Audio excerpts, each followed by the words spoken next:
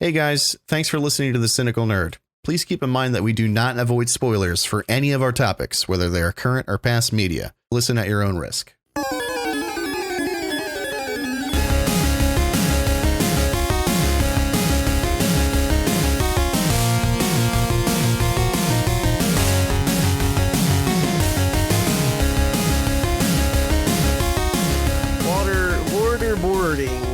Waterboarding, as you say in New Jersey. Water. We got to waterboard him.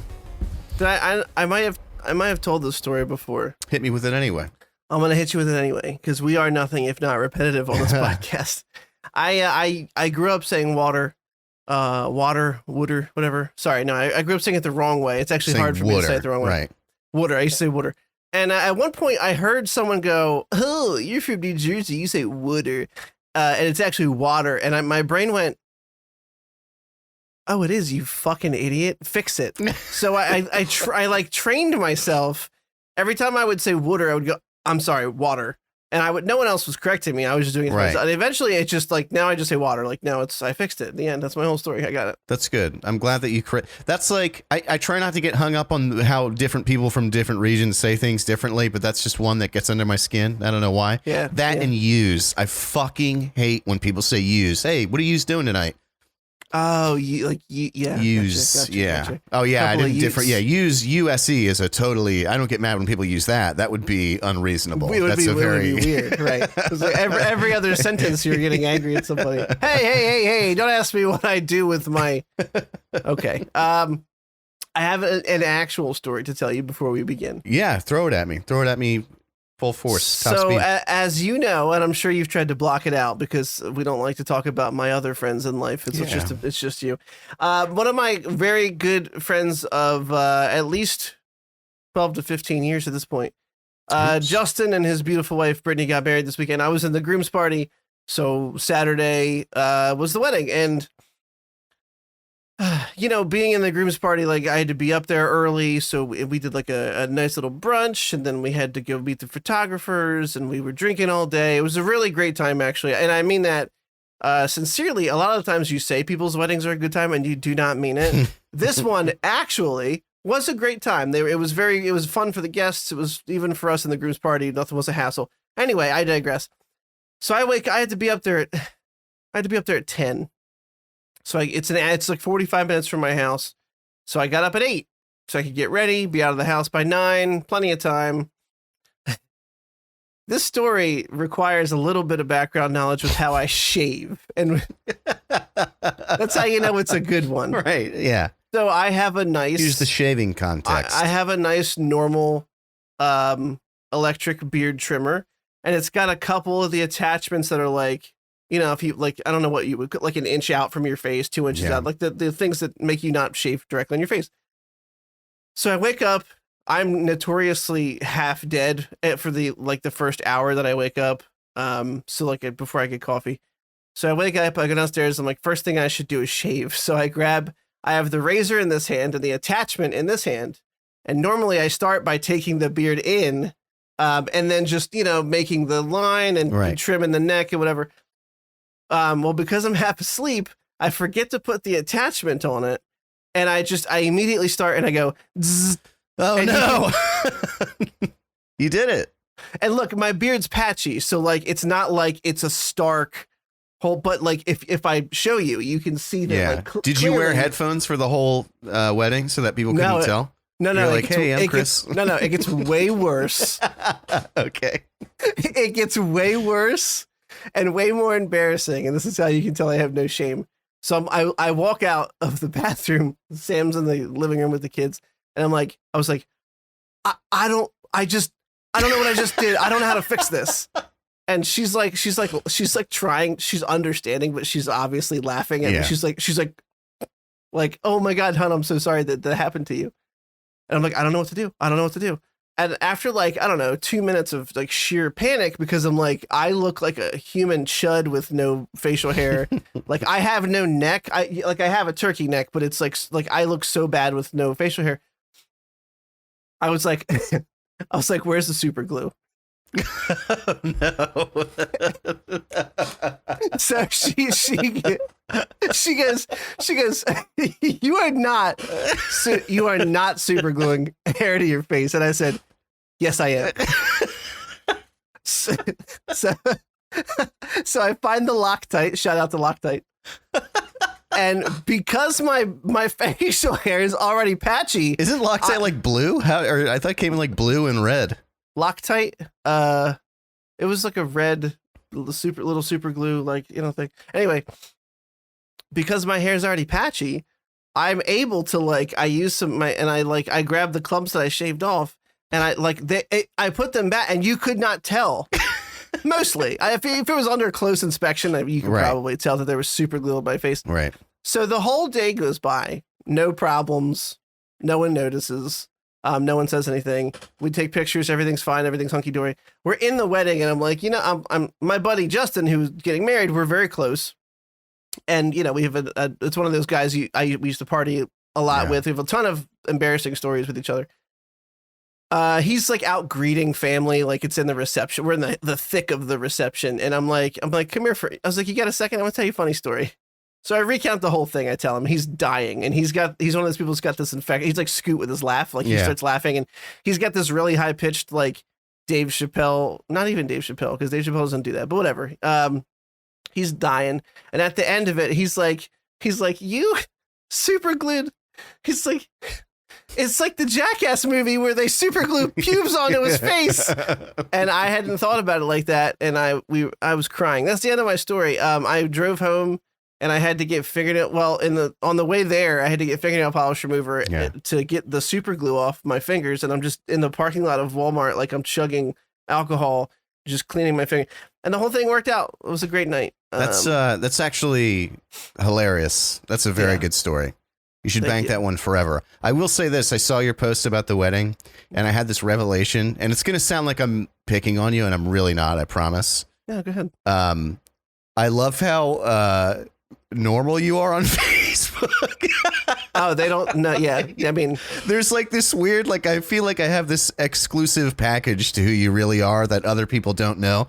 All your posts on Facebook, you share something from your work where it's like, Tech Chris Reed is our employee of the month. And you're just like, it's an honor to work for you guys. And I'm like, 3 days ago, he told me about a time he was jerking off and he came on his own nipple. Like, I know who this guy really is.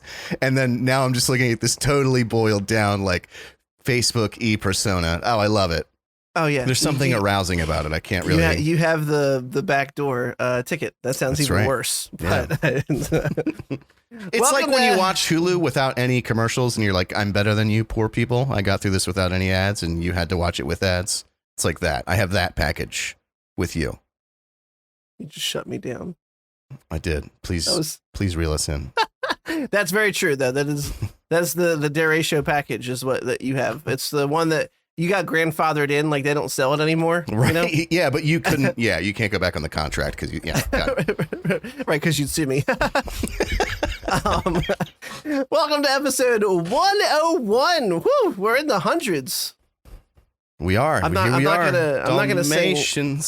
I'm not gonna sing "Looks Like We Made It" again because that was a joke that you can only use, I feel like, one time. And then I went and we used "Absolutely" for it's a great time. Yeah. We have stuff to cover. We have some trailers. There was some video game news that came out of PlayStation Showcase. Got a couple of those things. We got some sad news out front. Some stuff to talk about. We're talking about John Wick 4 and Barry, the season finale. I am fresh off of it. I literally finished watching it about 45 minutes ago. Very nice. It is fresh to death in my brain. We'll talk about that. The series as a whole, because we really haven't ever talked about it. But on pod, I should say. And off pod, it's exceedingly difficult since we don't talk to each other normally. Before I do that, how are you doing? I'm doing well. I had a busy weekend. I worked all weekend. Ew, gross. Yeah. Not today though. I had off today. Nice chill day with the fam, and nothing exciting to report. I did not glue. Oh, okay. I didn't shave off my beard and then glue it back on. If that's what you're asking, nothing. I did. No sort of equivalent stories like of that for this weekend for me in particular. I did.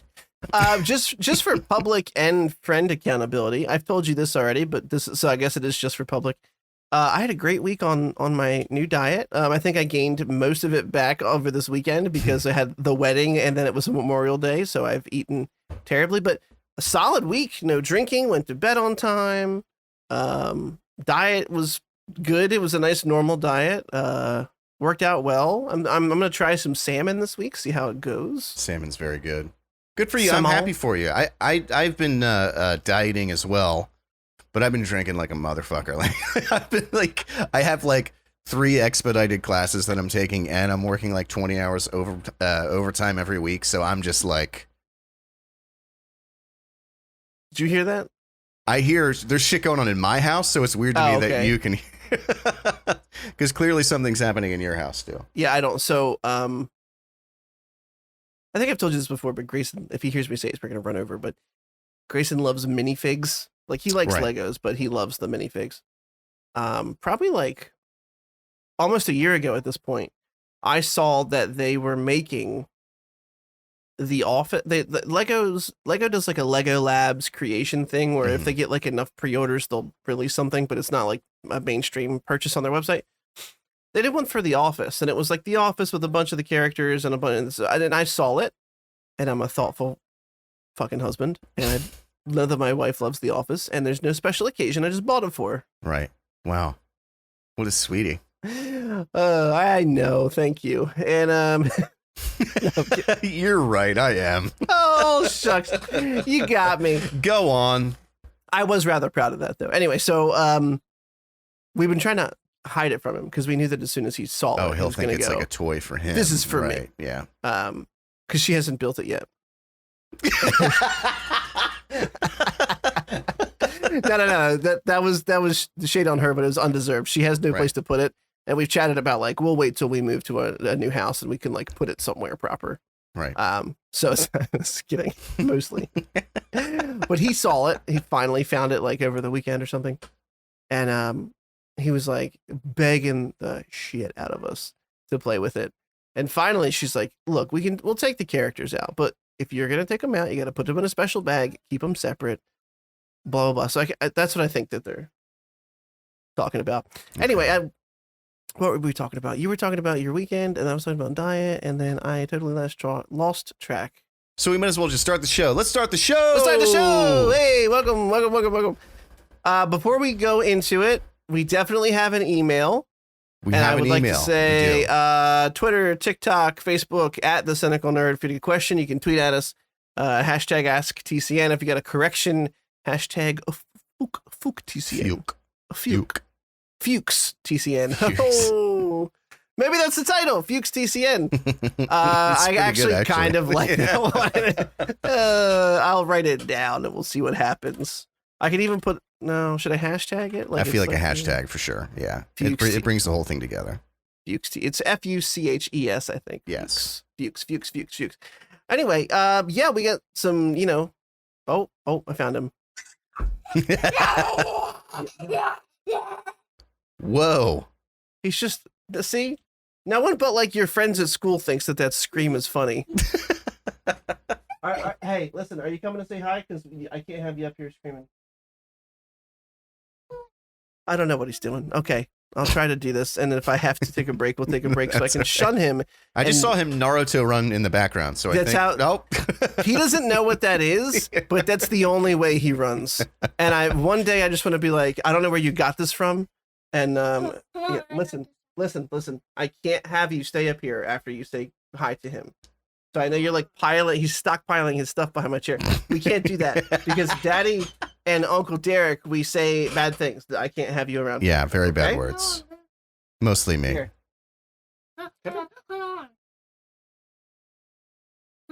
We have a limited time for the show. You're digging into it right now. Whoa! Cool lightning scar, dude. Yeah. Stop that. Very cool.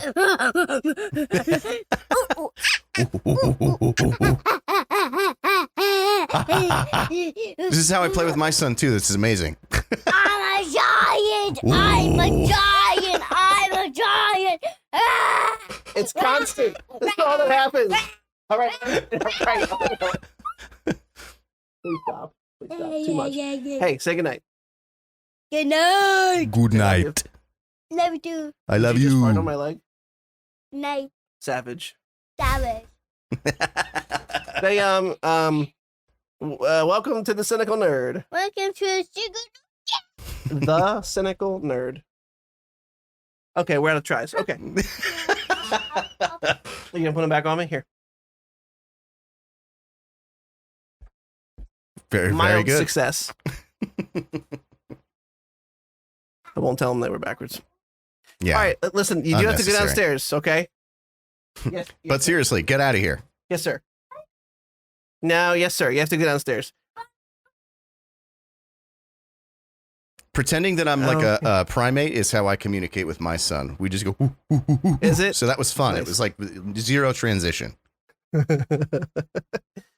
All right, let me yeah. I'm not gonna cut any of that because it's prime time, but if it happens again, I'm gonna start chopping away. I was like she was like, is he okay if he comes up later? And I was like, probably not. And the more times that I have to edit, the longer I have to stay up later. So don't do that. Okay, so we have an email, hashtag FukesTCN, and we're gonna so this is from Scoot, and I have not read it. I saw the title of the email. Mm-hmm. I think he went downstairs. But whatever. We're too far gone at this point. I've committed.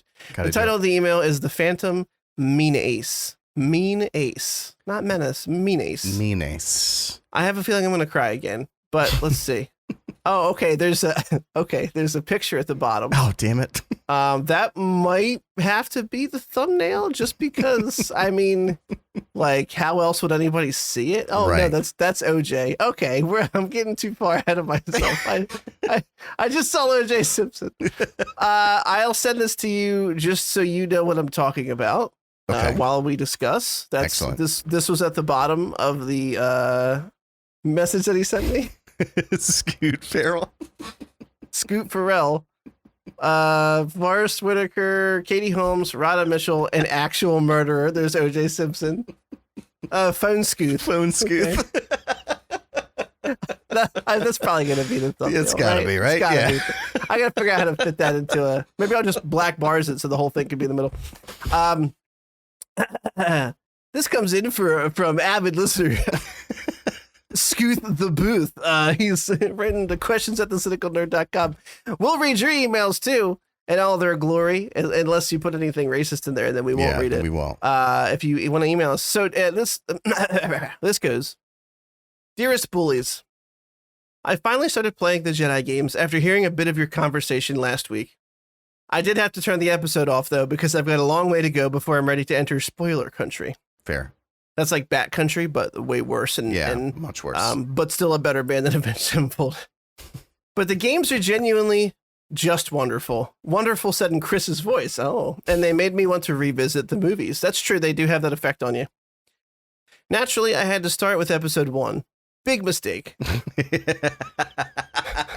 Yeah, okay. This is why my son had to go downstairs. What a fucking shit show.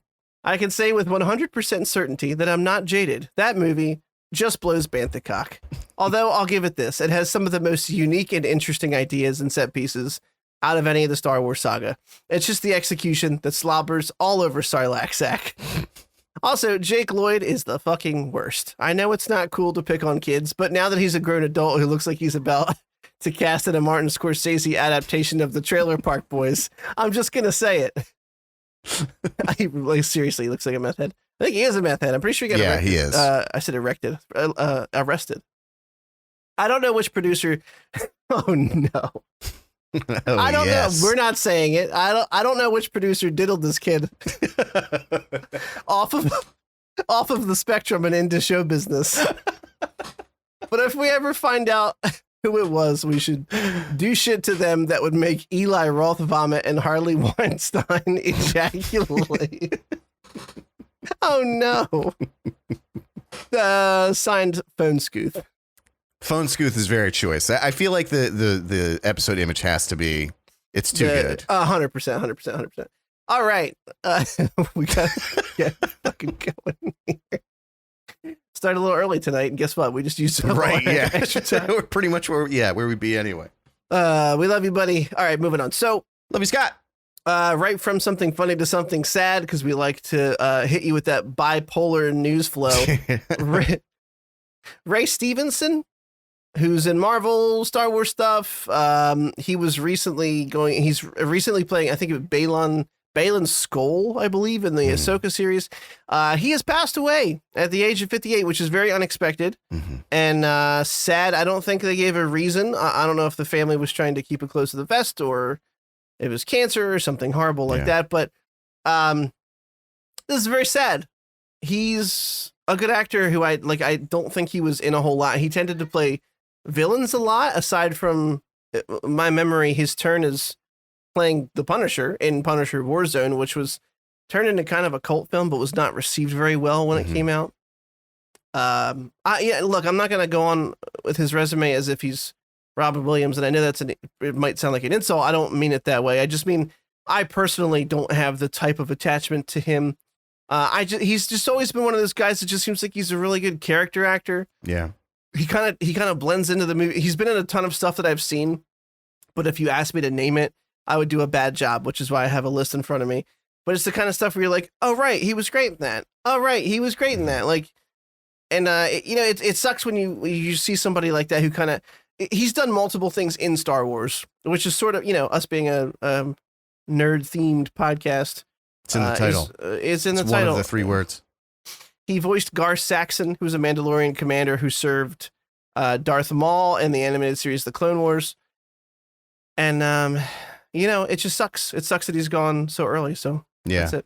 No, it's always weird. Like I'm always in a weird spot when someone who's like, I hate to even refer to him this way, but like a middling celebrity dies. And like my first thought is like, well, I didn't really like him. And then I'm like, what does that matter? Like somebody died and they had a family and people who loved them. Like either way, it's super sad. And you're right. Everything that I've seen him in, he's been great. You said something that I really liked. He blends well into movies. A really good way to put that. He just kind of slips into it, doesn't stick out like a sore thumb, knows his place, and he's very good in the roles that he does. I would not have even been able to name him until he died. So I'm not going to sit here and pretend I'm a super fan, but I am very sorry for his family.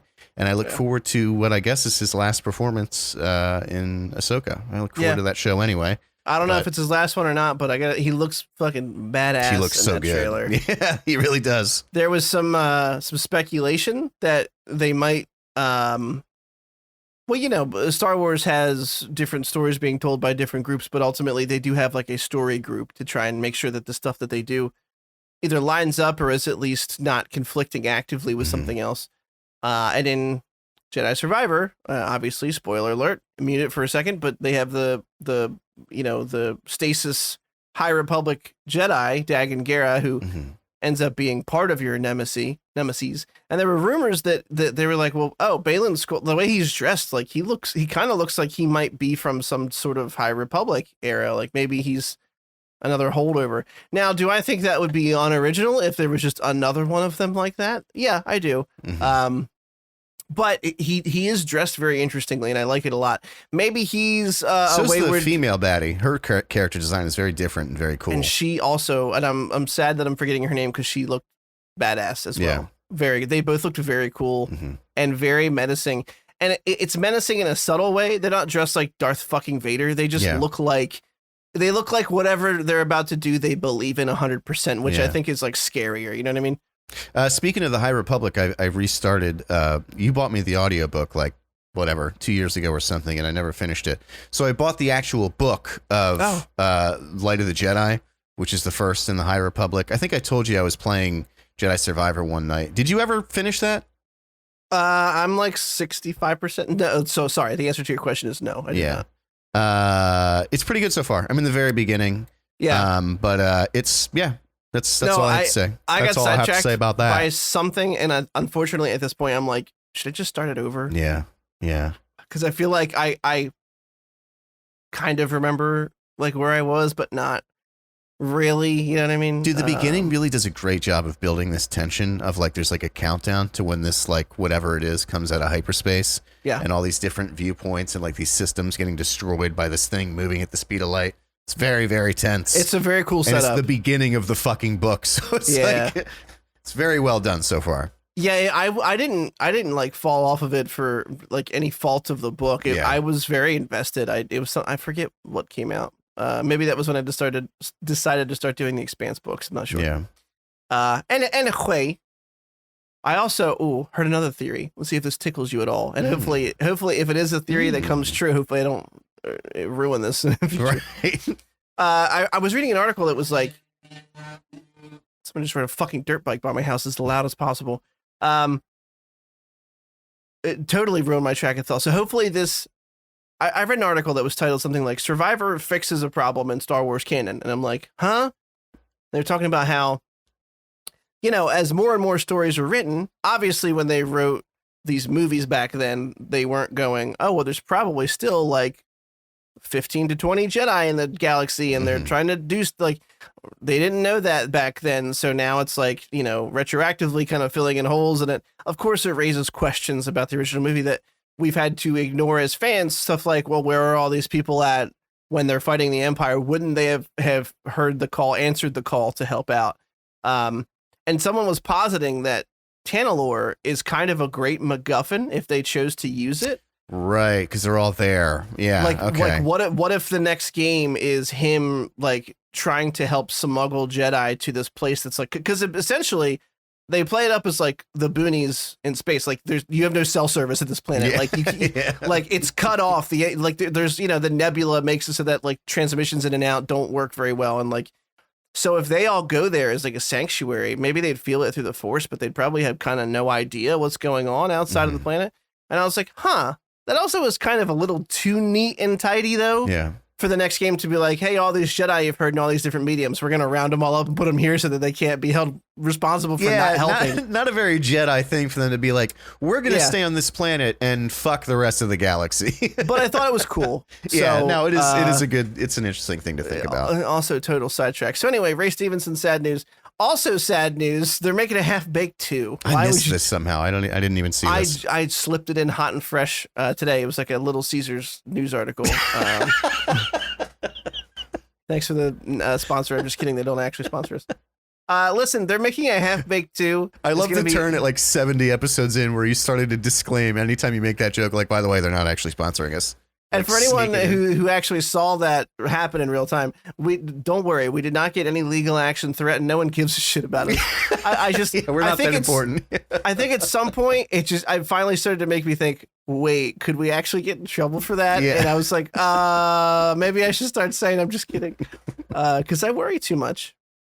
But they're making a sequel to a cult classic. Have you seen Half-Baked, the original film? Oh, big time. Yeah. It's such a great film. It's so good. Yeah. What part of Jamaica? Red Butter Beach, boy. It was a classic. I can quote it all day long. Jim Brewer, who's really fantastic. And anyway, they're making a Half-Baked 2. Doesn't have Dave Chappelle or Jim Brewer in it. Jeez. Why? Oh, cool. The girl who played Mary Jane's coming back. Not to Rachel True. Not to diminish her, but like if you're pulling like the romantic lead. And then Harland Williams is returning as Kenny, but like that's it. So this feels like a cheap cash grab. Like why would you do this without having? Yeah, it really doesn't make any sense. Like obviously, it always makes me pinch my nose a little bit when they're making a sequel to something that like a beloved comedian was in, and they clearly wanted nothing to do with it. Yeah. That I'm like, okay, well, that's kind of the only opinion I care about at this point, that they thought your idea was shit and they don't want to come back. So. And it's called Half-Baked, Totally High. Oh, that makes it way worse. Yeah. We're kind of out of this era, but that's a direct to DVD title, right? Like that's that's Aladdin 3 Prince of Thieves, right? Like it's yeah. That's the Lion King 2. Yeah, that happened. Okay, so moving on. Listen, the Aladdin straight to DVD movies were fucking awesome, though. Yes, even Aladdin 2, like Return of Jafar, was pretty solid. No, dude, you're right. My grandma, who is the sweetest human being on the face of the planet, pronounces his name Jafar, and I'm 34 years old, and I've never corrected her because it's so funny. Does she watch Ted Lasso? She'll be like, "Why is that a thing on there?" Gaffer is a term that they, not Jaffer, but it's close enough. She's like, do you want to watch Aladdin 2, Return of Jaffer? And I'm like, hell yeah, bitch, put that shit on. Hell yeah, you old bird. You're basically Iago at this point. What a good description. Holy shit, yeah. My grandmother's voice sounds like Iago. Okay. So this is an article that we've heard coming for a while. Just as more of a, just so you guys know type of thing. Just we talked about this before. Netflix is now implementing their password sharing policies. And I'm not exactly sure how they deem whether or not, I think it just has to do with IPs you're logging in from. But they are going to charge you an extra $8 on top of your normal $17 Netflix subscription. If they see that they think you're password sharing, or you have to tell people to stop password sharing. And somebody was talking about like, well, what if I travel a lot and blah, blah, blah. There's a lot of what if questions that quite honestly won't affect me in the slightest because I don't do any of that. Mm-hmm. I'm always home. I don't know if anyone uses our Netflix account. However, I think this is shitty. I think this is Metallica suing Napster because they didn't want to adapt to the times. I feel like I nailed it with that analogy. Yeah. You have a lot of good analogies tonight. You're really you killed it, bro. I'm analogous for a shitty talk show host. It's not going to affect me in the slightest. I think it's a garbage stance to take, though.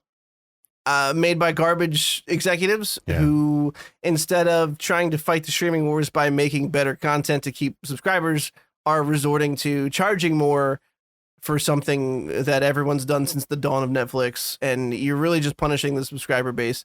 And they even went so far as to like warn their shareholders that they're like, listen, subscriber numbers are probably going to dump next month after this happens. We just want to warn you. Which is crazy because isn't that who they were trying to like appeal to begin with? Yeah. It's kind of bizarre. They do genuinely, or at least they're saying publicly, genuinely think this will end up like they think these people are either going to come back or enough people are going to fork over the extra money to like make it worth it for them and their shareholders. So it's scummy and it's shitty and I don't agree with it. And I think even though it doesn't affect me at all, I still think it's garbage.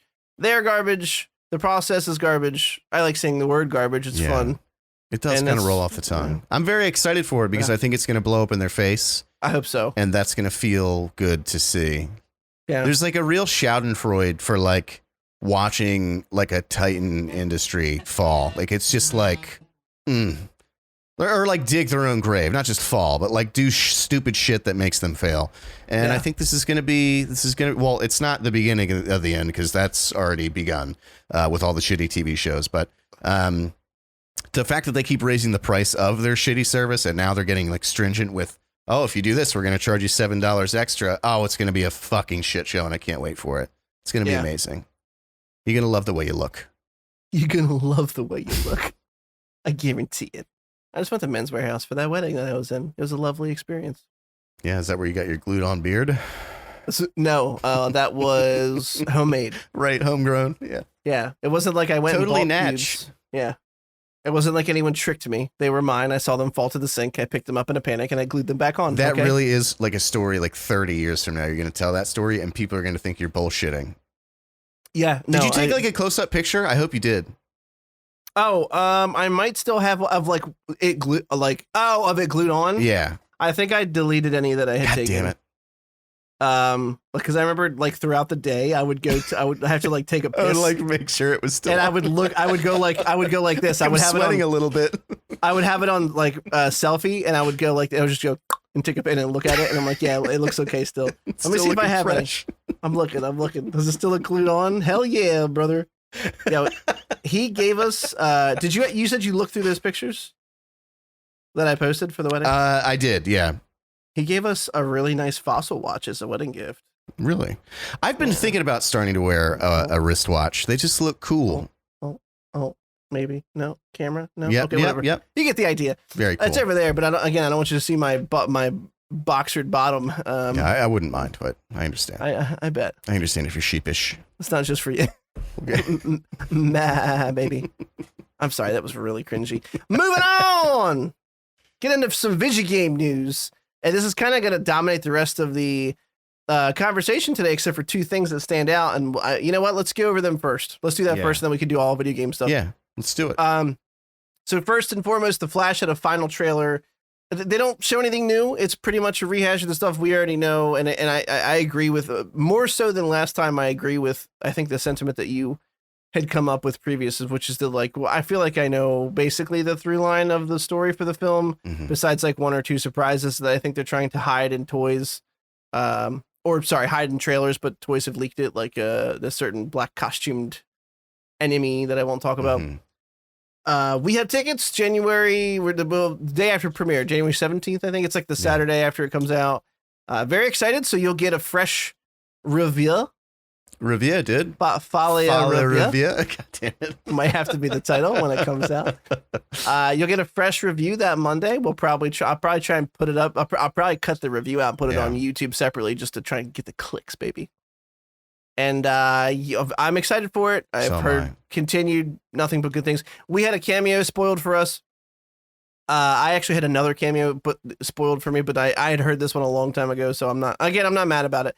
Whenever I like hear production rumors early on and then they come true later, it's like you just go, sure, yeah, sure, it's a spoiler, but I'm like, oh well, I had read that. So like if I had read a rumor about it and then it showed up in the movie, I wouldn't go, holy shit. I would go, oh, it's cool that was true. Like, right. I'm not mad that I know, because it's my fault. Obviously, I have a problem, as Derek can attest. Yeah. But you're sick. Anyway, can't wait. Going to be fun. Comes out soon. Last trailer. Go order tickets and shit. The other thing was Killers of the Flower Moon, and I didn't watch this trailer last time, and I promised you I would for this week, so I did. Killers of the Flower Moon is a Martin Scorsese directed film, screenplay by Eric Roth. Stars his best friend and actor Leonardo DiCaprio, Robert De Niro, Lily Gladstone, Jesse Plemons, Cara Jade Myers. Like a lot of really talented names. I even saw Fraser. Fuck you. I was gonna say I saw Baby Boy Brandon in there. He's not top billing, so I assume it's a side character. But who cares? I love seeing him and stuff. He's obviously a great, tremendous actor, as we saw in The Whale. This confused me a bit because I saw it was posted by Apple TV, and I was like, oh, is this gonna be coming to Apple Plus? No. Apple Studios is just producing and developing this for release. They're getting into the movie space. This is coming that's bizarre. This is coming to theaters October 6th. It's coming from Apple Studios. So they just what really happened is they threw a bunch of money at Scorsese and said, we don't know what we're doing, but you do. Yeah. So you've been doing this for a lot of time. Yeah. So make us money back and they'll keep doing it. Hey, look, I don't care. Like more studios getting into theaters to make films like this that I think there's a niche for now because everything is superheroes and aliens. Yeah. I'm on board for it. But to the actual meat of the trailer, this is based on a best-selling book, which I didn't know until I read the synopsis for it, so I'm not going to act like I did, by David Grann. It's called Killers of the Flower Moon. It's set in the 1920s Oklahoma and depicts the serial murder of members of the oil-wealthy Osage Nation. A string that they said it in the trailer, and I already forgot how to pronounce it properly. He says Osage in that weird Osage, yeah. dialect. He says Osage, Missouri. A string of brutal crimes that came to be known as the Reign of Terror. So, as a token white guy, I'm ignorant to this. I have no idea what this history is, and I'm anxious to learn about it. I'm always anxious to learn how garbage white people are to other races and sex, and we're the fucking, like, I'm unironically, I'm serious though. Like, I like learning about the fucked up history of America and like what even like what the UK did to like half like the British Empire. White people are sucked, dude. We're like the progenitors of some of the worst atrocities in like human fucking history. But the movie looks really good. It does. It does. We suck, but the movie looks good. Thanks for helping me. I was falling down a rabbit hole of like self-hatred. Am I okay? Yeah. No, it looks really, there's a really eerie aspect to this. And I feel like Scorsese does thrillers. Not that this really looks like a thriller so much, but there's just something eerie and unsettling about it. It's very thrilling. He does thrillers very well, and I feel like he doesn't do them too often just because he knows what he does well, and I think he tends to stick to that, which there's nothing wrong with. But it does look like it's a bit of a branch out for him, or at least like he's revisiting maybe some of his old, tricks with Shutter Island and Cape Fear and all that. But it looks very good. It looks, I don't know what to say. I'm getting to the point where my mom growing up always loved, what do they call them? Period pieces. And I always hated them. And now I'm getting older. And for some reason, I'm starting to like them too. Like when they're done well, when they look stupid and artificial, it's awful. But when they're really authentic looking like this, I don't know. There's just something cool about that. Taking a little peep into the past. And the fucking like the cast is immense. It's just the amount of people you listen to. I won't say it again. Of hugely talented actors is super exciting. This has been like, do you remember when Dune was in its advertising phase and people were starting to get worried because there was no trailer released for so long? And so people started to think like, oh, this is going to be a shitty movie, and they're trying to hide it until like 3 months before it comes out. Yeah. That's what like the Scorsese gang has thought about this movie, because they released a promo photo of it like over a year ago. And then there's just been nothing since then.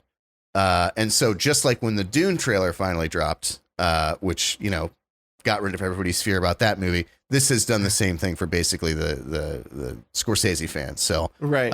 It's not just me and you that's excited. Seems like everybody's a little excited. If you're listening and you haven't watched the trailer, please go do so. Sorry.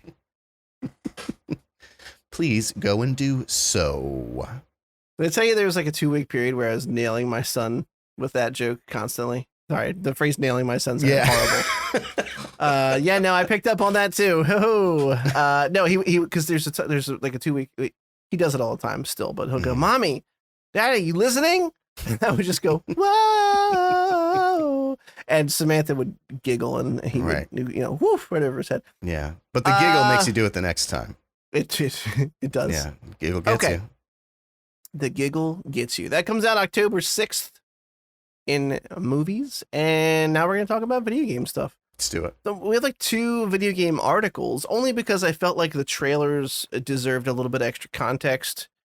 And then we'll go through the actual rest of the trailers and the reveals. Then we'll get to our main topics. Wrap this bad boy up. So the first one is Bungie. That's right. Halo and Destiny creators are returning with a new IP. Mm-hmm. They're calling it a successor to their sci-fi series Marathon with a new PV. I don't know what Marathon is, by the way. With a new PvP extraction shooter. I know extraction shooter is like the hot button topic right now, but I'm waiting for someone to nail it. Yeah. I don't know if you feel the same way, but like, I like the concept of an extraction shooter. I've played 1 or 2. Things like Escape from Tarkov seems overly complex for a casual player to jump into. And there's some out there that seem kind of cool, but have not really grasped me the way that I had hoped they would. The Battlefield one it's just Battlefield, but like with, I don't know, a smaller maps and specific objective. I don't know. It doesn't feel like I want it to. Hunt does it really well. Yeah. But it's just, Hunt is such a specific flavor and vibe. You have to really be in the mood for it. I think it's still inaccessible to some people. Especially if you're getting a little good at it and you're not the sweatiest of the sweats, because they'll get you. Yeah. They'll get you. They get all the best traits. So hopefully, Bungie's good at making shooters. They make shooting feel good on consoles and PCs. So they're working on this game. They've been working on it apparently for some time. They finally teased it during the PlayStation Showcase. It's what they're calling a spiritual successor to the company's Marathon trilogy of the 90s, which again I have never played. This is coming out all the current consoles, current gen, not previous gen, not Switch, because that's not considered current gen at this point. And I'm not just saying it to shit on them, but they are not. It's been how many years at this point? Mm-hmm. PlayStation 5, Xbox Series X and S, and PC, all with crossplay. Tight. The trailer was really cool looking to me. It was very colorful, but really cool. The description says Marathon will find players engaging one another as cybernetic mercenaries and as runners exploring a lost colony on the planet of Tau Centi 4 in search of riches, fame, and infamy. It's not a direct sequel to the original games, have a lot of evidence and a lot of nods to that universe. There's no single player. It is just a multiplayer game. It will be structured around what they're calling evolving zones, where players fight over loot before their teams can get them out. Yeah. I agree with you that the concept of an extraction shooter is very It's very fucking cool, but nothing has quite like nailed it yet for me. I haven't tried Tarkov, and the only reason I haven't is because it's a $50 game, and like I don't want to like throw the dice on $50. Other the ones that we've tried are fun, but again, like Hunt, even that, like I like it, and I have to be in the mood to play that game. Like there's just something about it. It's very slow, and I don't know. It's just not like snappy and actiony the way you want like a shooter. Well, a lot of shooters are now. But which is not at all saying it's a bad game. It's an incredible game. Right. You just have to be in the mood for that kind of slow paced thing, whatever. Same thing with the one we keep singing the praises of, Dark and Darker. Very fucking cool concept, but it's agonizingly slow. Yeah. If you were to take like the Destiny snappy, fast, jumping all over the place gameplay and successfully like take that formula and make an extraction shooter with it, that sound like just in theory sounds fucking cool. I mean, until like I actually see what they're talking about, because this was just a cinematic trailer, I can't say for sure, but I'd be lying if I said I wasn't a little like piqued by that. And the other thing that has me interested is that all the like, there's always in all the gaming groups that I'm in, like the gaming forums that I go on to, whatever's like the cool popular thing, everybody doesn't like. So like what people don't like, like in those groups specifically, is usually pretty good. People are just pretending that it sucks because they want to like stand out.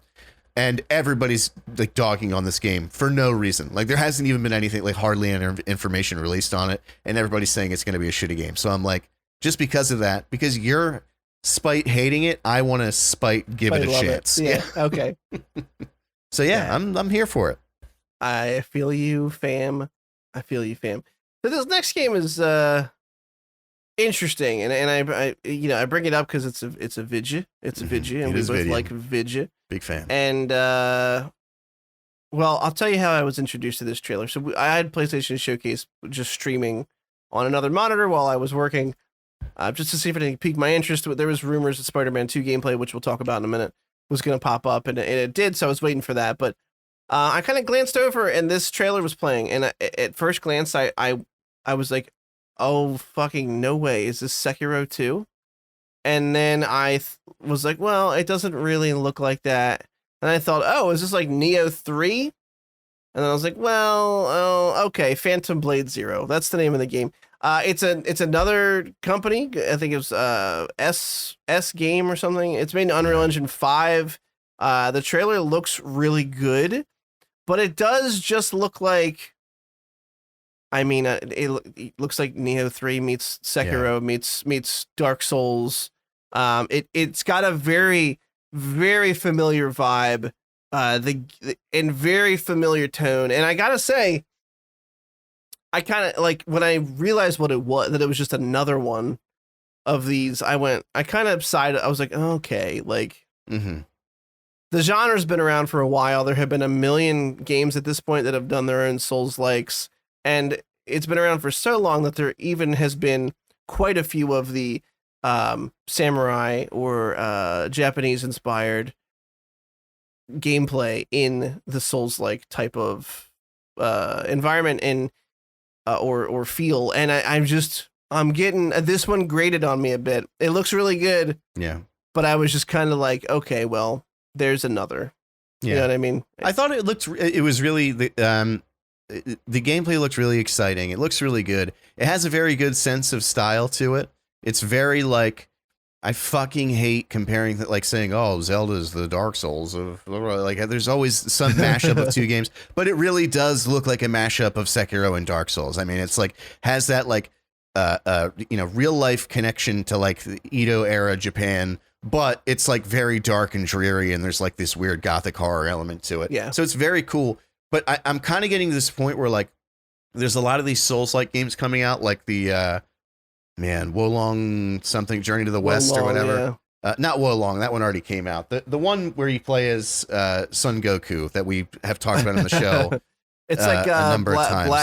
Black Myth or something like that. There's that. There's Lies of P. There's like all these games that are slated to come out from these companies you've never heard of.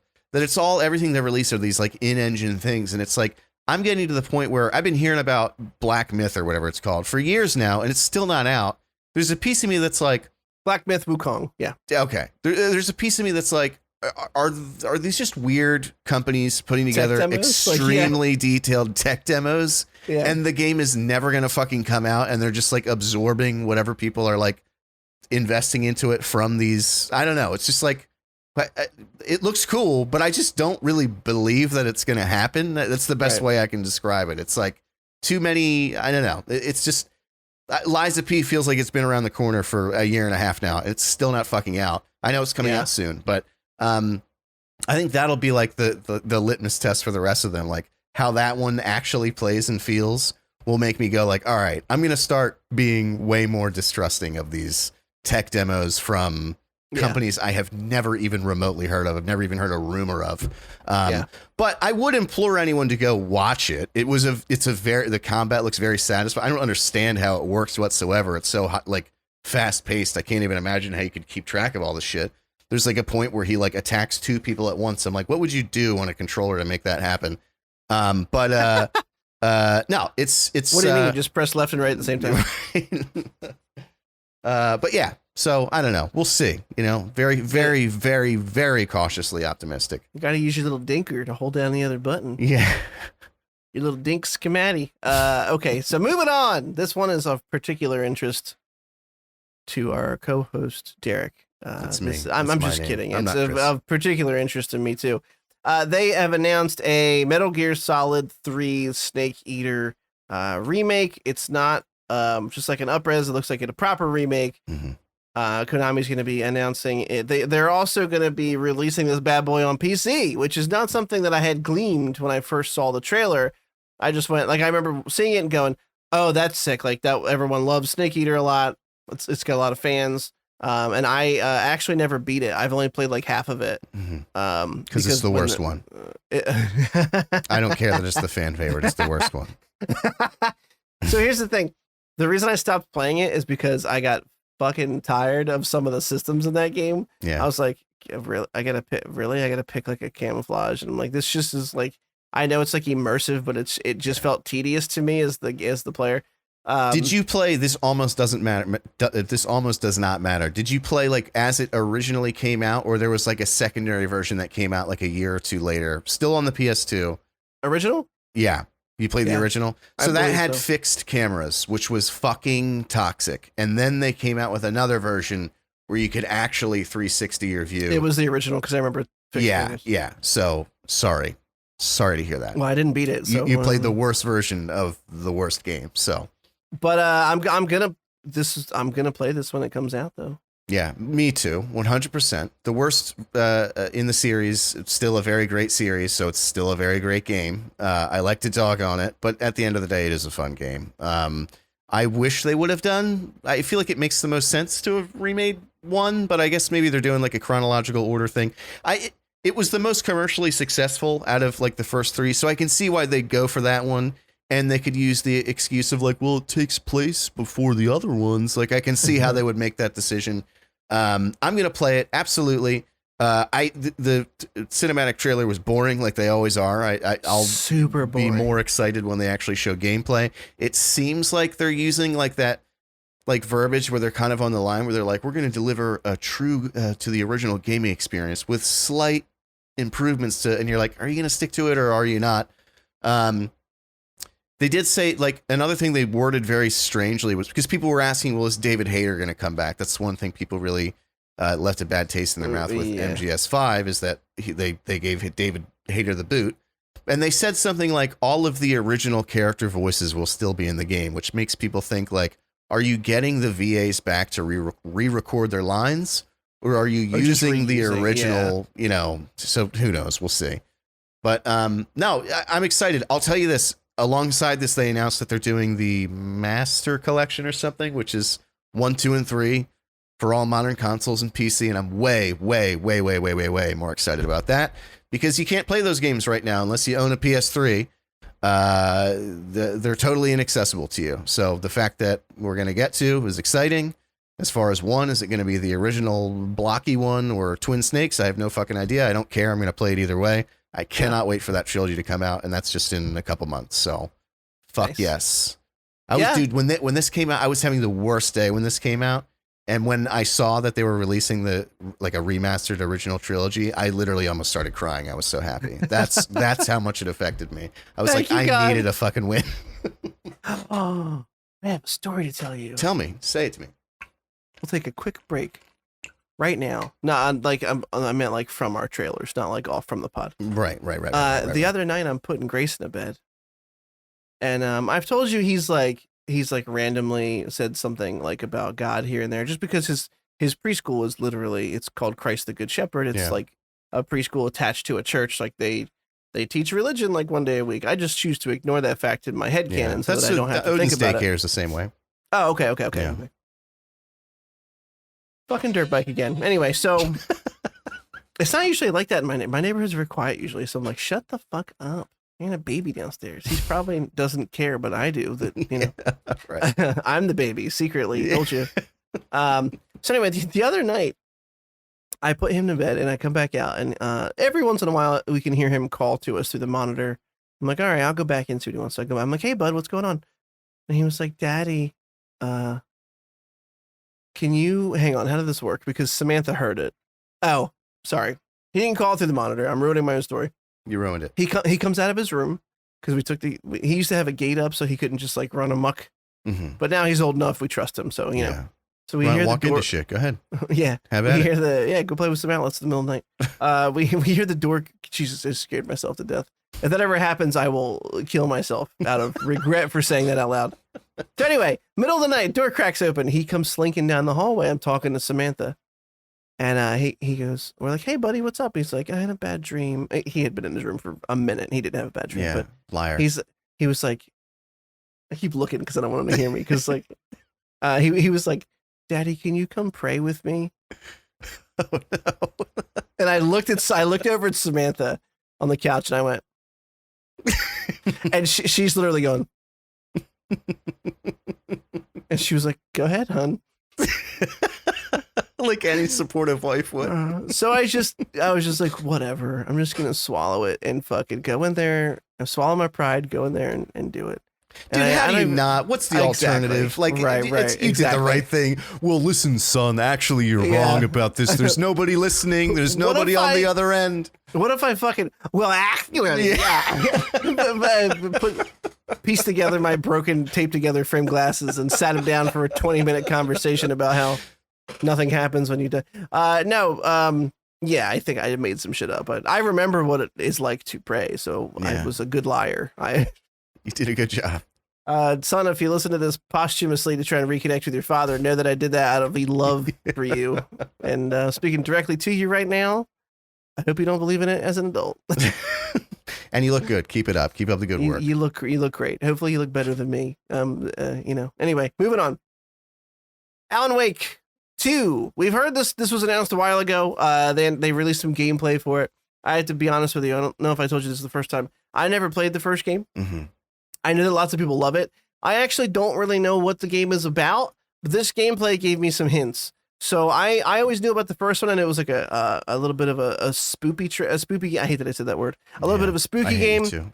Thank you. I'll take that. I'll let that burn in here and guide me towards, I don't know, jokes in the future.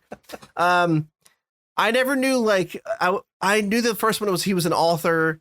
Yeah. And he was like in some kind of spooky situation. It's about all I knew. And I remember thinking like, well, what's the gameplay in that game? I still have no idea what you do in that game. Mm-hmm. This trailer, if this is anything like the first one, gave me an idea, because in this one, they show him, he says something like, I'm writing in the book and it like came true or something. It seems like there's some weird connection with like the book that he's working on. Yeah.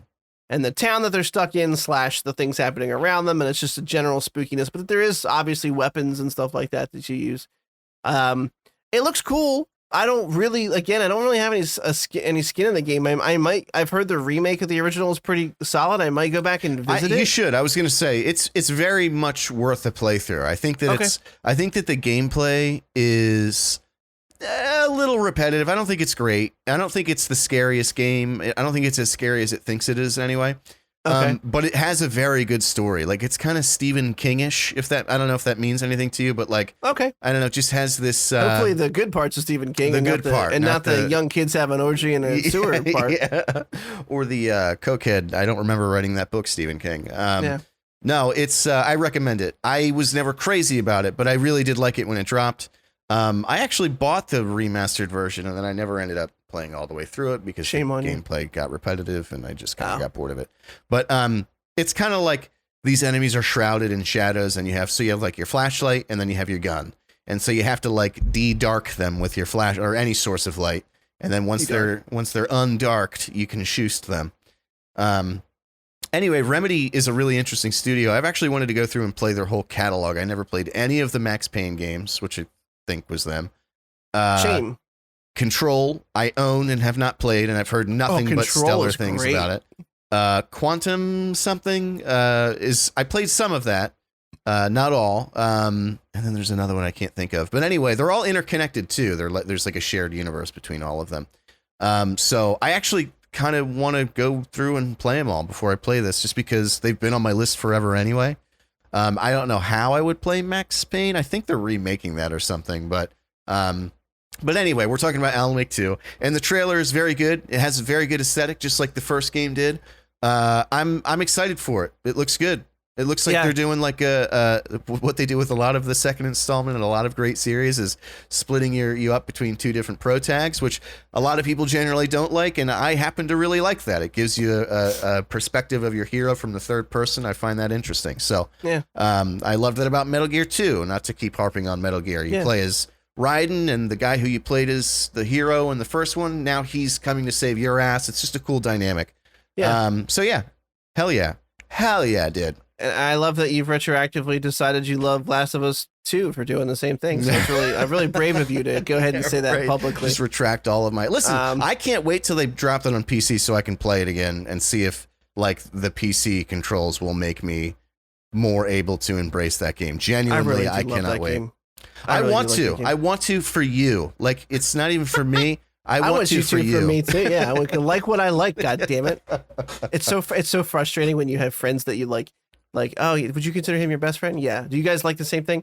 99.9% of the time, yeah. But like every once in a while, there's that fork in the road. Yeah. And I question everything. I pretend it doesn't bother me when you don't like the shit that I really like. I'm like, oh, that's cool, man. But inside, I'm like, it makes me sad. Yeah, like Last of Us and Death Stranding 2 are fighting, or Death Stranding are fighting right now in a cage somewhere. Yeah, the worst thing is you gave it a middling review. You didn't even like, it sucked. You were like, yeah, it was okay. I'm like, this is the worst reaction I possibly could have gotten. You would have respected it more if I just, fucking hated it. Yeah, I would have loved you more if you spit vitriol about it for an hour and a half. Where were we? You were like, it's not bad, I guess. Yeah, it's Kojima. What can I say? Man. It's Kojima. Alan Wake 2. They gave a release date. This is October 17th, 2023. So 5 months or so. A little less at this point. I definitely will commit to doing Alan Wake Remastered. I've heard plenty of things about it. I'm sure I'll have to give it a grain of salt because it's been out. You know, it's old at this point. It's aged. So let me know when you do it because I want to get the ball rolling. I might stream it whenever I get back to streaming. We'll see. Okay, moving on. Assassin's Creed Mirage. We had this announced a while back. They released a cinematic world premiere, if you will. And what can I say? It looks like return to classic Assassin's Creed roots. It kind of did it for me. It's a fun trailer. Me too. Yeah, it looks like a good time. And if they really can go back to what made the original so good, they even threw the score from the opening of Assassin's Creed 2 in there, which gave me the little goosebumpies. Yeah. I actually, forget the new shit that's coming out. On your recommendation, I went ahead and restarted Origins. Also because I'm taking a class right now about ancient art. Yeah. And Egypt is, of course, one of the things we're covering. And I did start Origins last night.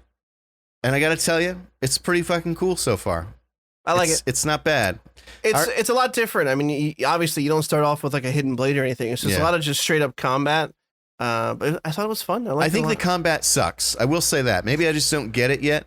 But like the sneakies and the bird and all that's all very fun. Like this. So I think the first time I played, I did a combat build. Like that's what I did with my ability trees and all that. And maybe that's why I eventually gave up on it. I think I'm going to go all stealth on this one. I think Odyssey has better combat. Yeah. But Odyssey was, I mean, Origins is already too big. Like I think I said in game, like I finished that game with like an insane amount of hours in it, and I still hadn't even uncovered a decent chunk of the map, like an embarrassing chunk. And I was but like, if there's okay, shit there, that's all that matters. Odyssey is so huge, and there's fucking nothing there, and that's how Valhalla was. It's like you're just making it longer to get from point A to point B. Like there's no actual substance to it whatsoever. Yeah. No, I mean, I'm not gonna lie, there's definitely some of that. I mean, I would stumble across villages, like whole villages of NPCs that like. I felt like Wreck-It Ralph. Like, what do they do at night? Like, there's no quests here. They're just living their digital lives for no reason than to be like, like set dressing in the background. You played Valhalla, didn't you? I never beat Valhalla. I only put like 4 or 5 hours into it, and I remember thinking I opened up the map after like the solidly long intro area, and then going, oh my god, and I was immediately like. It just gave me anxiety. Like I opened the map and I was like, no, I can't do that. Not going to do that. I put like 40, 50 hours into it, and I was doing like, not like 100%, but like most of the stuff I would come across. And then I was like, I got to be getting close to the end. It even kind of felt that way story-wise. I looked it up. I was like 1/3 of the way through that game, and I was like, I never played it again. It was like that. You are asking way too much for me. That's ridiculous. I didn't realize that we're coming up on. We got to hurry up. Let's keep it moving. Right. That's my fault. So the one I really wanted to talk about, Spider-Man 2, cool. Kraven the Hunter's going to be in it. They had an interesting opening that kind of introduced him. It's pretty typical comic book origin. He's like looking for the toughest prey or whatever. Sees Spoodermans. I mean, realistically, if that kind of a character, if you can believe that kind of a character does exist, what better prey would there be than superheroes? And then they cut to New York, and there's this huge long gameplay thing. And it's given me everything I'd hoped for from the sequel. We got a tease of the symbiote in the end of the first one, helping Harry heal. Obviously, we have no idea how it gets on to Peter. But I mean, the voice actor for Peter is really lifting weight there, doing a good job of just hearing the aggressive overtone that the symbiote is giving him, to the point where Miles very clearly understands something's wrong. He's talking to Genki on the radio, his buddy, his guy in the chair, and he's like, "Is he normally like this?" He's like, "No," and very earnestly. I love the voice actor for all the characters in this game. Says he's never like this, and the whole thing it was cool. There was like a something's wrong with Lizard, and he's got like he's growing huge. I don't know if they gave him some kind of growth hormone, but Kraven's like attacking them and tracking Lizard, and again, it gave me everything I wanted. There's some really sick Venom. Some Black Suit Spidey gameplay, which looks awesome, and also a great way to make Peter and Miles feel more different. So Miles has like, ironically, they're called Venom powers, but he's got like this a little bit of this electricity power, which is actually based in reality. Some spiders can manipulate electricity. Obviously not like that, but he can do like a camouflage thing. That always sets him apart. But this symbiote thing is like another thing that will differentiate Peter a bit. Obviously, I'm expecting there will be some kind of Venom boss. Maybe Harry will be consumed by it when they try to fix him. Who knows? I really liked the gameplay reveal. It did, like, again, switching characters. They have the webs under the armpits. They glide a little bit. I love that. It looks like traversal's going to get a fucking bump and be even more fun. It's very fun. Did you play Prototype? Yes, it reminded me of that. A little bit of those vibes, a little bit, but makes like better sense. And cooler looking. Well, yeah. But that game was cool in its own right. It had an awful story, but it was very fun to play. Yeah.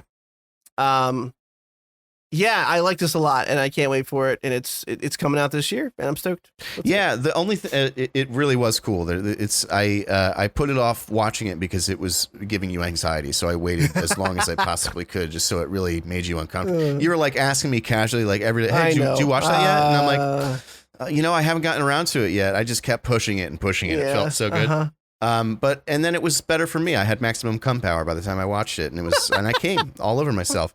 It was really cool. I think there's like a segment where they're like, what is it? Miles is like on a glider or something, and he's like basically like skating on the ground, being dragged by it. It's very high, intense, and it just looks cool. The biggest shame of this was that his combat, even though the Venom suit Spidey looked really OP and fun, Miles' combat looked so cool to me that I'm like, I have had this like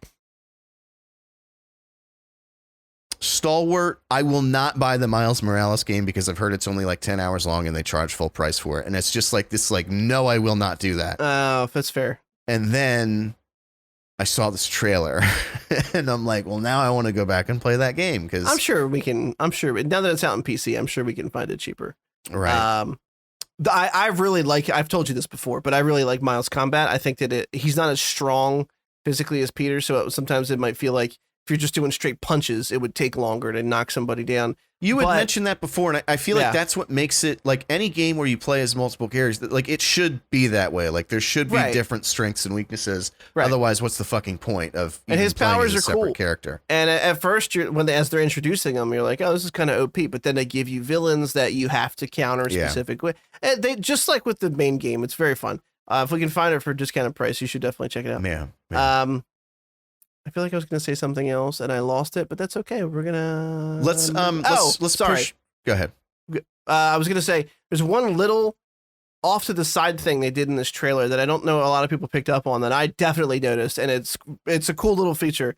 In the first game, if you were to like, you could put a web line up to like walk across or something, but it was fixed points. It was basically wherever you could web zip to, you could make like a line. Mm-hmm. In this one, he literally just aims at the side of a wall. And makes it. And then while he was on it, he turned sideways and made another one in like a T section to another. And I was like, oh shit, you can put him wherever you want now, which makes you feel way more like Spider-Man. Yeah. And it was just It'll make the stealth sections really fun. Yeah. I was going to say, let's just push John Wick 4. That didn't just come out, and Barry did just come out, so maybe let's just allot the remaining 10 minutes. I'm fine with that. John Wick 4 definitely deserves some of my time, and I will forget some important points, such as it was really cool and had lots of cool stabby and fight scene stuff in it. Yeah, we'll talk about it later. They did a couple cool deaths. I'm sorry, where like they shot a guy in like the knee with an arrow and it pinned him, and then they shot him in the head and his body whipped around, but his legs stayed. Okay, Barry just ended. I just finished watching it. 4 seasons, the entire show's come to a conclusion. I really love this show. It's dark and it ends as darkly as it begins. There's not much of a sense of humor in the finale, which is fine because like the penultimate episode was fairly funny. And it's just a sad show. And the reason I like it is because it stuck to, I know a lot of people complaining about the time skip and stuff like that. I'm not one of them. Didn't bother me at all. It was the story they wanted to tell. It wasn't jarring to me. Honestly, with the way things had been ramping up, it felt like we needed a cool off period because I was like, this is getting unbelievable. Like, how is he going to get away from everybody looking for him? I appreciate, I never thought they were going to give him, spoiler alert, a happy ending, and they sure didn't. I appreciate that they stuck to their guns. I always appreciate when shows are honest with the characters that they build through 4 seasons. And that's really, if I had to sum it up, that's what it felt like to me, was that they ended that show honestly. Like the characters that you've built and all their fucking problems and character flaws, like how would that stuff, if it all had to come together, how's that going to play out? And I feel like it was pretty earnest. The one thing that really stuck with me was there's another time skip at the very end. Again, we say at the beginning of the episode, but this came out yesterday, so heavy spoilers. After Barry's killed, and I love that his last line was, "Oh wow!" Yeah, which was the title of the episode. Which is funny. It's because he was like, "Oh, I didn't think you had it in you," but he could tell that Gene was gonna come pull the trigger. I like that Sally's still fucked up. Clearly, she, they fast forward. She's doing well. She's like a theater teacher or something in a community college, and they finish a play and she's getting applause, and it's not the career she dreamed of, but like she's doing well for herself and her son, John. Some guy hits on her. She says no. And then, she's getting in the car and her son's like, I'm going to spend the night at my friend's house. And she's like, instead of giving her attention to her son, she's like, how was it? How'd I do? How'd I look? It was still about her. Even in the end, her son is still secondary. Unless it's life or death, it's still about her emotions, her need to be the center of attention. And I just love it. It just felt earnest the whole way through. I'll let you talk, and then we'll circle back and go back and forth. I'll let you talk. Sorry, this sounded fucked up. How did you feel about Barry?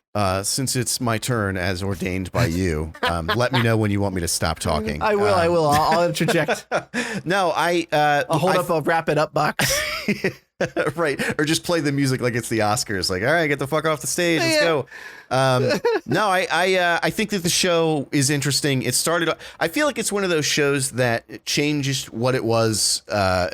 Part of the way through, which I never mind when it goes in the proper direction. So It started off as kind of just like a dark comedy, and then it just sort of got dark, and it just sort of like little moments of comedy would pop up.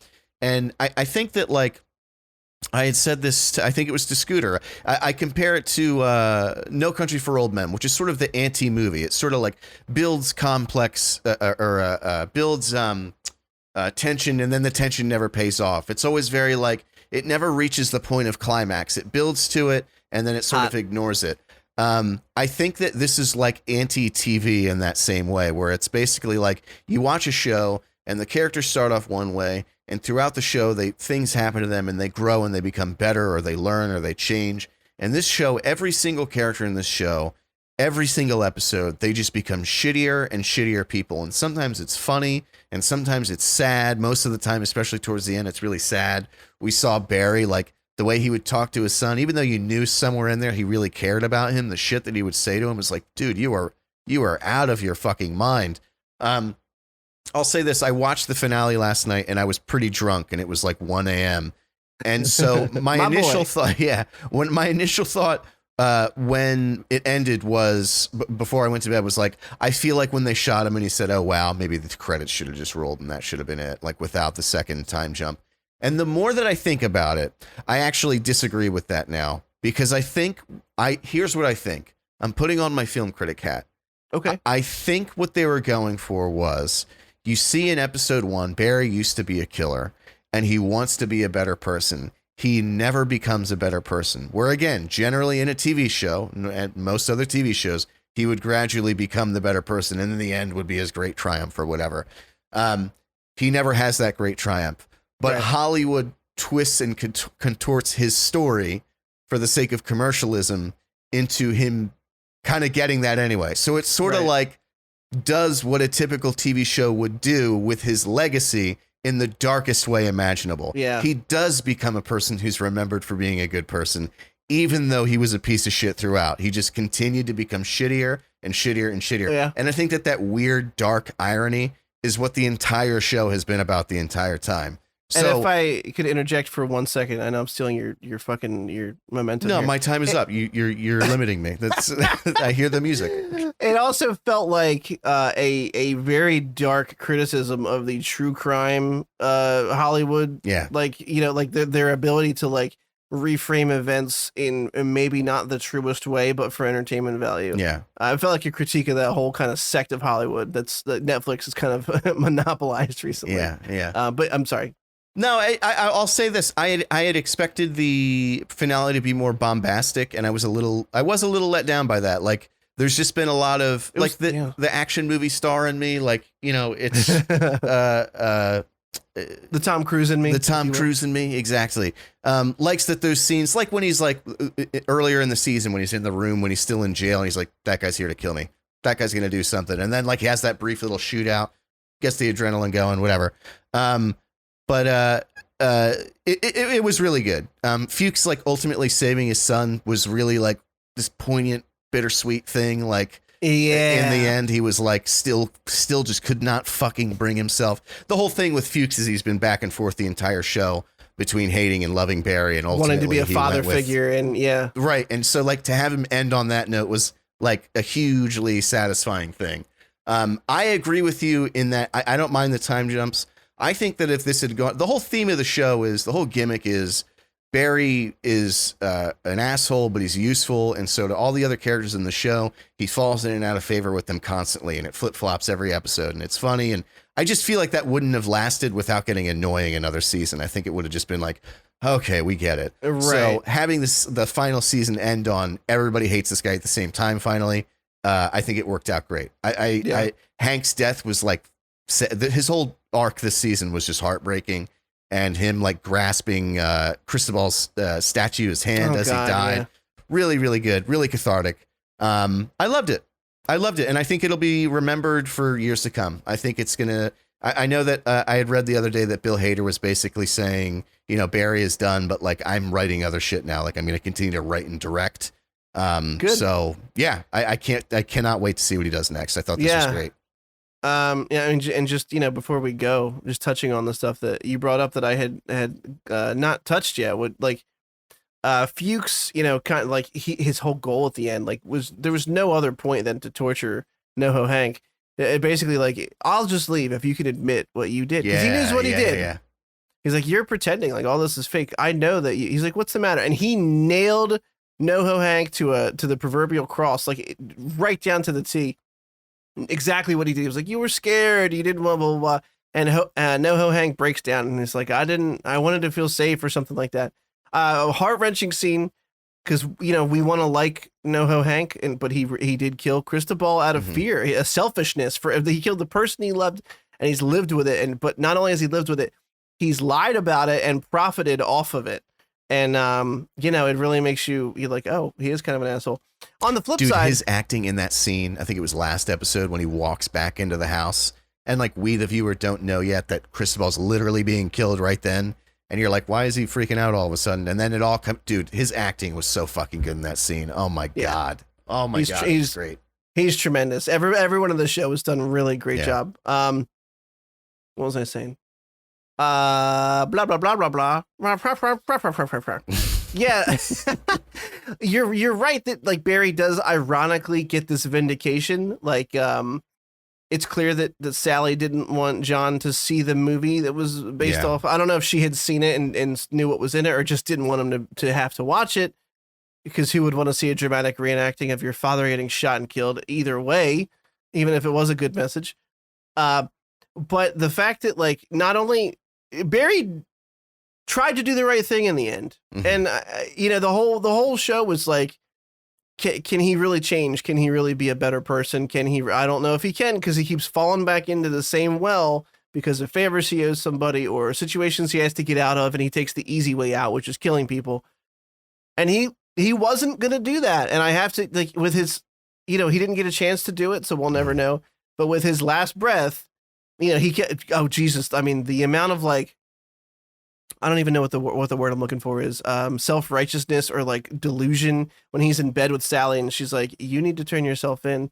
And he's like, I don't think God wants that for me. And you're like, I was so angry at him as a character when I'm like, oh, you're so like, fuck you, dude. You don't know, like, really? And the podcast in the car when the preacher's like, sometimes killing is justified. He's like, yes. Yeah, exactly. It was Bill Burr, by the way. Yeah. It was just awesome. And then, you know, at the end where he's like, he wakes up and Sally's not there, and he rushes to Gene's house, and he realizes that Gene's really not there, and that Sally's really not there, but Gene is, and he's like, you need to turn yourself in. And he realizes that he has a chance to do the right thing, and he says, call the cops. He was, as far as we know, was gonna actually do the right thing finally. And at that moment, he gets shot and killed. And it was a dark ending. We're harping on that a lot, but I am harping on that a lot. It's a dark ending for a character who, honestly, I see no other way out. The only other way out of that story for him was just he goes to jail for the rest of his life, which is boring, admittedly, from a storytelling perspective. So I mean, it's cathartic in a way. It's very heartbreaking in a way. There's so many characters. Gene's life was ruined throughout. We had to watch his downward spiral of being shitty, but having shitty things done to him. You know, Sally and all her problems with being self-centered, and Jesus, let's just hope John grows up to be a normal kid. I really love the show overall. I thought it was great, and I'm glad I finally caught up just in time to finish it with you. We finished together at the same time. It's pretty common. Earlier, when I said the action movie star in me, I meant the action movie fan in me. So I unintentionally called myself an action movie star, which is now canon. Yeah. It's just in canon. That's what I am now. That's true. I don't know if I've announced it on the show before. I do act in movies. Actually, you guys want to hire me? Yeah. I was gonna say, all right, Sally. I was gonna say, No, the action movie star in you is a Freudian slip. Your Tom Cruise labeled dildo back there. He was in me earlier. Oh, it's in there. All right, straight from action movie dildo molds to wrapping things up, as you should do if you're gonna put an action star movie dildo. You gotta put it away. You don't want it to stink up the room. You gotta wrap her on up. You don't want to get any pupy on it. All right, let's get the fuck out of here. We have your son's birthday's next weekend. It's so true. That's not going to affect the podcast at all, though. It's not, but we'll take selfies of us not hanging out. Yeah. We'll be on opposite ends of the party the entire time. What if we're like, see, look, we promise we don't talk in real life, and it's just us like facing the opposite way. We do one affirmation, we go, and then that's it. Yeah. We walk away. I smoke signals across to him. But we'll see you next week for episode 102, Electric Boogaloo. It's probably, we'll see you. We'll see you then. This has been episode 101, Fuchs TCN. And it's got to be the name. It's got to be. It's very honorable to the show that just ended. Yeah. And have a good week. See you next time. Goodbye.